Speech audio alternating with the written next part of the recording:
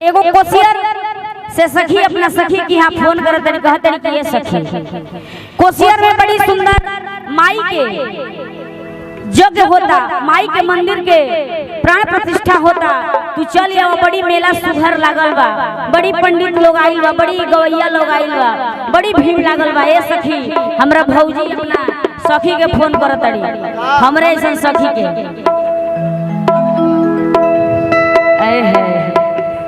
बाप रे बड़ी सुंदर लेकिन लो रवानी कोनो सब नहीं। तो सखी को हाथ तरीके से कि सत चंडी जाके भइल आरे कोसी अरे नागरिया जी। ए सखी कि सत चंडी जाके भइल कोसी अरे नागरिया जी। काली माई के दरबार ए सखी, काली माई के दरबार ए सखी। भइल नागरिया गुलजार ए सखी, भइल नागरिया गुलजार ए सखी। सत चंडी जाके भइल कोसी अरे नागरिया जी।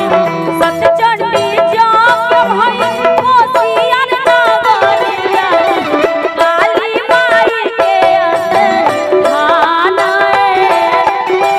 काली माई के दरबार ए सखी। माई डोली चढ़ चलाली से बाबा घरवा, ओहे डोलिया के बढ़वा रे दुनिया में सोर भइल बा। ओहे डोलिया के बढ़वा रे दुनिया में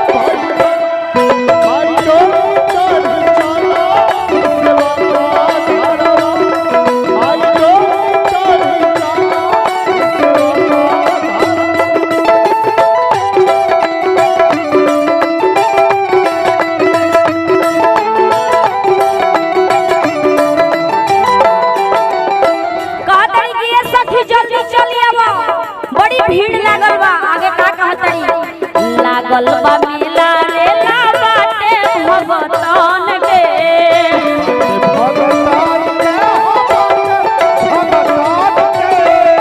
पावन बा समैया सुख शांति मिले मन के।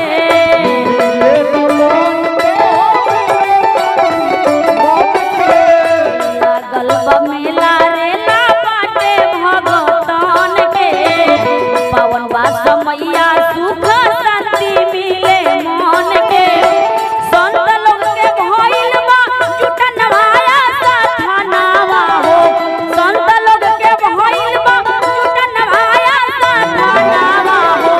काली माई के दरबार ए सखी, काली माई के दरबार ए सखी।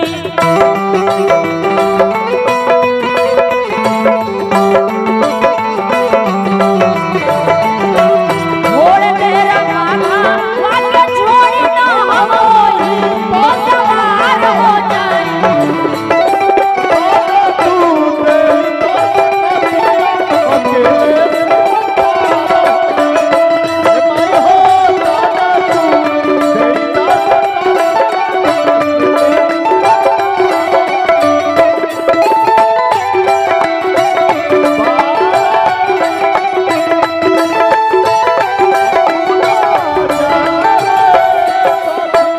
कहतरी कि ये सखी बड़ी गांव के लोग धन्यवाद जकरा गांव में माई के मंदिर बनल बा।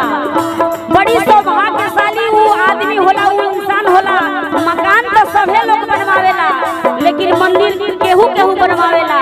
आप तमाम गांव के जनता जनार्दन मिल के माई के मंदिर के निर्माण कइले बानी। एकरा से बड़ा सौभाग्य कोई के होए नहीं के सकत। भक्त कहतड़े अंतिम धन भइल गांव धन ही हवा के लोग जी।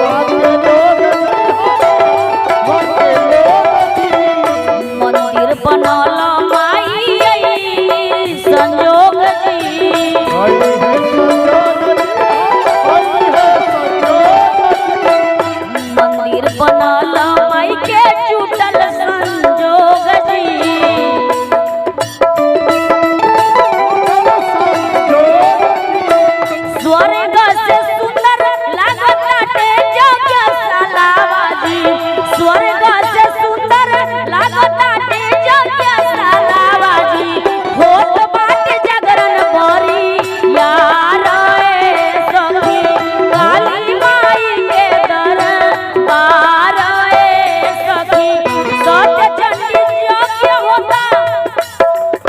पुरस्कार बा भैया के तरफ से आपके प्रणाम बा।